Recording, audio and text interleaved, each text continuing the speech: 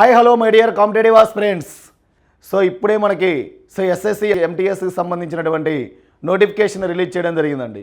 మరి ఈ నోటిఫికేషన్లో అప్లికేషన్స్ ఎప్పుడు అప్లై చేయాలి, ఎగ్జామ్ ప్యాటర్న్ ఎలా ఉంటుంది, సో ఎగ్జామ్ ప్రొసీజర్ ఎలా ఉంది, ఏజ్ రిలాక్సేషన్ ఎలా ఇచ్చారు అనే దాని గురించి మనం ఇన్ డీటెయిల్గా తెలుసుకుందాము. సో ఒకసారి ముందుకెళ్దాం. సో ఇక్కడ నుండి ఎస్ఎస్సి ఎంటీఎస్కి సంబంధించి multi tasking non technical staff and havildar అనేటువంటి దాని గురించి మనకి ఇక్కడ నోటిఫికేషన్ ఇవ్వడం జరిగింది. ఓకేనా, ఆన్లైన్ అప్లికేషన్స్ని కానీ సంబంధించినట్లయితే మనకి సో ఈ నెల 27వ తారీఖు నుంచి స్టార్టింగ్.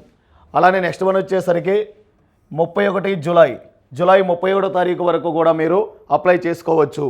అలానే last date and time for receipt of online application. Online అప్లికేషన్కి మీకు లాస్ట్ డేట్ వచ్చేసరికి జూలై 31వ తారీఖు నైటు 11 గంటల వరకు కూడా మీరు అప్లై చేసుకోవడానికి అవకాశం ఉందండి. అలానే last date and time for making online fee payment. మీరు ఫీజు పేమెంట్ చేయాలి అంటే సో ఇక్కడ మీరు 1/8/2024 అంటే ఆగస్టు 1వ తారీఖు వరకు నైట్ 11 గంటల వరకు కూడా మీరు సో ఇక్కడ వచ్చేసరికి ఆన్లైన్కి సంబంధించి సో పేమెంట్ అనేది చేసుకోవచ్చండి. నెక్స్ట్ వన్ నుండి ఇందులో ఆన్లైన్కి సంబంధించి మీరు చేసినటువంటి దాంట్లో ఏమైనా కరెక్షన్స్ ఉన్నట్లయితే సో ఇది మనకి ఆగస్టు 16 మరియు ఆగస్టు 17వ తారీఖు గ్యారెంటీగా కరెక్షన్స్ చేసుకోవడానికి కూడా మనకి టైం ఇవ్వడం జరిగింది. మరి ఎగ్జామ్ ఎప్పుడు ఉంటుంది అంటే మనకి సో ఎగ్జామ్ అనేది అక్టోబర్ అండ్ నవంబర్ మంత్లో ఉంటుంది అని చెప్పేసి సో ఇక్కడ మనకి క్లియర్గా మెన్షన్ చేయడం జరిగిందండి. సో దీనికి సంబంధించి ఒక్కసారి మీరు ఇక్కడ ఉన్నటువంటి వేకెన్సీస్ని గమనించగలరు. ఇందులో ఫస్ట్ ఎంటీఎస్ అండి. ఎంటీఎస్లో వచ్చేసరికి మొత్తం మనకి 4887 పోస్టులు ఇవ్వడం జరిగిందండి. ఓకేనా, ఎంటీఎస్కి సంబంధించి మనకి 4887 పోస్టులు ఇవ్వడం జరిగింది. అలానే నెక్స్ట్ వచ్చేసరికి హవల్దార్కి సంబంధించి మనకి ఇక్కడ 3439 పోస్టులు ఇవ్వడం జరిగింది. కాబట్టి ఇలా మీరు గమనించాలి, అందులో ఉన్నటువంటి వేకెన్సీస్ గురించి కూడా మనకి ఇక్కడ క్లియర్ కట్గా ఇవ్వడం జరిగిందండి. సో ఒకసారి మీరు ఇక్కడ ఏజ్ లిమిట్ని గమనించగలరు. సో ఇక్కడ ఏమన్నారు మనకి 18 to 25 ఇయర్స్, 18 నుంచి 25 సంవత్సరాల వరకు సో మీరు అప్లై చేసుకోవడానికి ఛాన్సెస్ ఉన్నాయి. సో ఇది మనం గమనించినట్లయితే 1999 ఇక్కడ మనకి ఆగస్టు 2వ తారీఖు నుండి అలానే 2006 ఆగస్టు 1వ తారీఖు వరకు జన్మించినటువంటి వ్యక్తులు ఎవరైతే ఉంటారో వాళ్ళు గ్యారెంటీగా అప్లై చేసుకోవచ్చు. ఇదేంటి అంటే మనకి ఎంటీఎస్కి సంబంధించినటువంటి ఎగ్జామ్కి సంబంధించి ఏజ్ రిలాక్సేషన్ ఇవ్వడం జరిగిందండి. అలానే నెక్స్ట్ ఇక్కడ నుండి 18 to 27 ఇయర్స్ అనేటువంటిది కూడా మనకి ఏజ్ రిలాక్సేషన్ ఇవ్వడం జరిగింది. మరి ఇదేంటి అంటే మనకి ఇక్కడ హవల్దార్. ఓకేనా, హవల్దార్కి సంబంధించి మనకి ఇందులో మనకి గ్యారెంటీగా ఇవ్వడం జరిగింది. అలానే ఇందులో మళ్ళీ ఎంటీఎస్కి సంబంధించి మనకి ఇందులో సో రెవెన్యూ డిపార్ట్మెంట్కి సంబంధించినటువంటి కొన్ని పోస్టులకు సంబంధించి కూడా మనకి సో ఏజ్ రిలాక్సేషన్ ఇవ్వడం జరిగింది. అలానే మీరు ఇక్కడ గమనించినట్లయితే ఎస్సీ అండ్ ఎస్టీ కేటగిరీకి ఏజ్ రిలాక్సేషన్ 5 ఇయర్స్ ఇచ్చారు, ఓబీసీకి 3 ఇయర్స్ ఇచ్చారండి. అలానే నెక్స్ట్ ఇక్కడ వచ్చేసరికి అన్రిజర్వ్డ్ సో పీడబ్ల్యూబీడీ వాళ్ళకి 10 ఇయర్స్. సో ఇలా మనకి ఇక్కడ సంబంధించినటువంటి ఏజ్ రిలాక్సేషన్ ఏవైతే ఉన్నాయో అవన్నీ కూడా ఇక్కడ వర్తిస్తాయని చెప్పేసి ఇచ్చారండి. సో నెక్స్ట్ ఇక్కడ మనం గమనించాలి క్వాలిఫికేషన్స్ అండి. సో ఏమన్నాడంటే ఎసెన్షియల్ ఎడ్యుకేషనల్ క్వాలిఫికేషన్స్ని కానీ మీరు అబ్జర్వ్ చేసినట్లయితే the candidate must have passed matriculation examination అంటే గ్యారెంటీగా మీకు 10th క్వాలిఫై అయి ఉండాలి. లేదనుకోండి equivalent from a recognised board as on before the cut off. So ఇక్కడ మీరు గమనిస్తే ఆగస్టు 1వ తారీఖు కల్లా మీరు గ్యారెంటీగా 10th క్లాస్ అనేది కంప్లీట్ చేసుకొని ఉండాలి అన్నాడు. సో దానికి సంబంధించి లేదా ఈక్వలెంట్ దానికి సమానంగా అర్హత కలిగినటువంటి క్వాలిఫికేషన్ ఉండాలి అని చెప్పేసి అన్నారండి. కాబట్టి ఫైనల్గా మనకి ఇక్కడ గమనించాల్సింది ఏంటంటే క్వాలిఫికేషన్ అనేది సో మెట్రికులేషన్ ఎగ్జామినేషన్ ఏదైతే ఉందో అది పాస్ అయి ఉండాలి అని చెప్పేసి అన్నారండి. మరి దీని గురించి ఫర్దర్ ఇన్ఫర్మేషన్ చూద్దాం.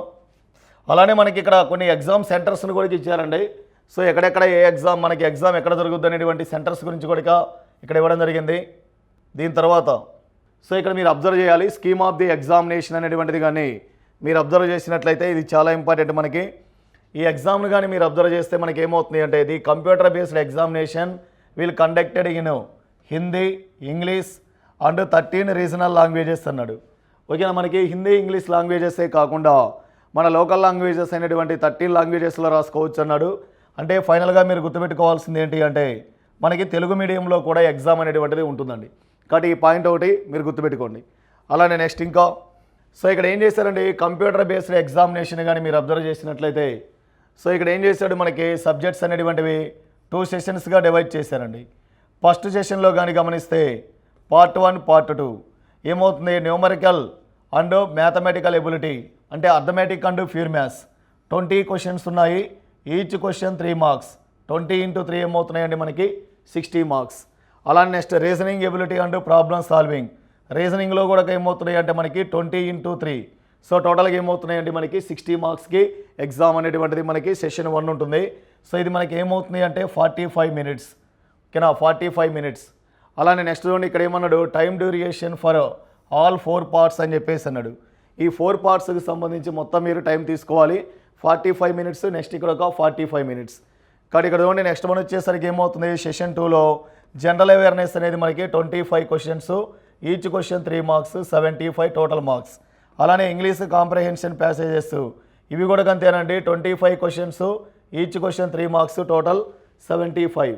కాబట్టి ఇక్కడ మీరు గమనించాల్సింది ఏంటి అంటే మొత్తం మనకి సో 25 + 25 ఎంత అండి, సో ఇక్కడ 50 క్వశ్చన్స్, ఇక్కడేమో టోటల్ 40 క్వశ్చన్స్, అంటే టోటల్గా మనకి 90 క్వశ్చన్స్ అనేటువంటివి ఇవ్వడం జరిగింది.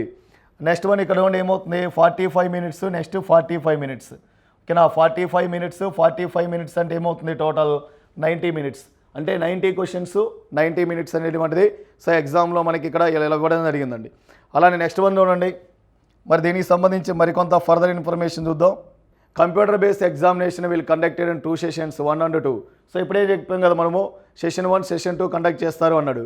The candidates will get 45 minutes to complete session 1.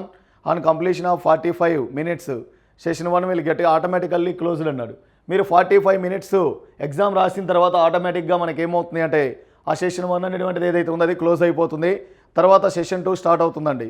ఈ సెషన్ 2లో కూడా ఏమవుతుంది మళ్ళీ మనకి 45 మినిట్స్ అనేది సో టైం అనేటువంటిది ఇవ్వడం జరిగింది. నెక్స్ట్ ఇక్కడ మీరు ఒక్కసారి సిలబస్ని గమనించగలరు. ఫస్ట్ వన్ వచ్చేసరికి మనకి న్యూమరికల్ అండ్ మ్యాథమెటికల్ ఎబిలిటీ అంటే అర్థమెటిక్ అండ్ ప్యూర్ మ్యాథ్స్కి సంబంధించినటువంటి కాన్సెప్ట్లు ఏవైతే ఉన్నాయో అవి ఇవ్వడం జరిగిందండి. సో ఫస్ట్ మనకి నెంబర్ సిస్టమ్ ఇచ్చాడు, ఎల్సిఎం అండ్ హెచ్సిఎఫ్, అలానే fractions, relations of numbers, BODMAS rule, అలానే next ratio, proportions, percentages. So ఇలా మొత్తం మనకి లాస్ట్లో ఎక్సెట్రా అన్నాడు. అంటే టోటల్గా మీరు గమనించాల్సింది ఏంటి అంటే అర్థమెటిక్ అండ్ ప్యూర్ మ్యాథ్స్కి సంబంధించినటువంటి చాప్టర్స్ ఏవైతే ఉన్నాయో అవి ప్రతి ఒక్కటి కూడా మీరు ప్రిపేర్ అవ్వాల్సిందే. నెక్స్ట్ రీజనింగ్కి వచ్చేసేయండి. రీజనింగ్లో కూడా ఏం చేశాడు అంటే మనకి మొత్తం ఇలా series, coding and డీకోడింగు, analogy, next వచ్చేసరికి డైరెక్షన్స్, లాస్ట్లో క్యాలెండర్, క్లాక్స్ ఎక్సెట్రా అని చెప్పేసి ఇక్కడ కూడా మనకి మొత్తం verbal, non verbal and logical reasoning అనేటువంటిది ఏదైతే ఉందో అది మొత్తం మీరు చదువుకోవాల్సిందే. నెక్స్ట్ జనరల్ అవేర్నెస్కి సంబంధించి మనకి 10th స్టాండర్డ్లో వచ్చేసరికి ఉంటాయని చెప్పేసి అన్నాడు.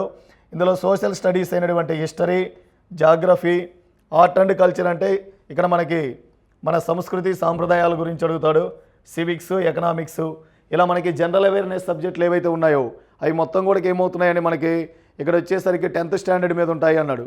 అలానే general science and environmental studies కూడా తీసుకోవాలని చెప్పేసి అని అంటున్నాడు. నెక్స్ట్ వన్ ఉండే ఇంగ్లీష్ లాంగ్వేజెస్కి సంబంధించి మనకి సో ఇక్కడ ఏం చేశాడు అంటే candidates understanding of the basics of English languages, it's vocabulary, grammar, sentence structure, synonyms, antonyms and it's correct usage etcetera అని చెప్పేసి అన్నాడు. కాబట్టి ఇక్కడ మనకి ఏమవుతుంది అంటే గ్రామర్ పాయింట్ అనేటువంటిది టచ్ చేస్తున్నాడండి. ఇక్కడ మనకి ఇంగ్లీష్ సంబంధించినటువంటి బేసిక్ లాంగ్వేజెస్కి సంబంధించినటువంటి ఏవైతే ఉన్నాయో అవి గ్యారెంటీగా తెలుసుకోవాలి అని చెప్పేసి అంటున్నాడు. నెక్స్ట్ మరి ఎగ్జామ్ అయిపోయిన తర్వాత మీరు గమనించాల్సింది ఏంటి అంటే ఇందులో మనకి పీఈటీ అండి. మరి పీఈటీకి సంబంధించి ఏమి ఇచ్చాడు చూడండి ఒకసారి మీరు అబ్జర్వ్ చేయాలి. మనకి ఫిజికల్ ఎఫిషియన్సీ టెస్ట్ అని అంటాం. ఫస్ట్ మనకి ఎగ్జామ్, తర్వాత వచ్చేసరికి పీఈటీ అనేటువంటిది ఇవ్వడం జరిగింది. సో ఇక్కడ ఉండి పీఈటీలో మీరు వాకింగ్ చేయాలి.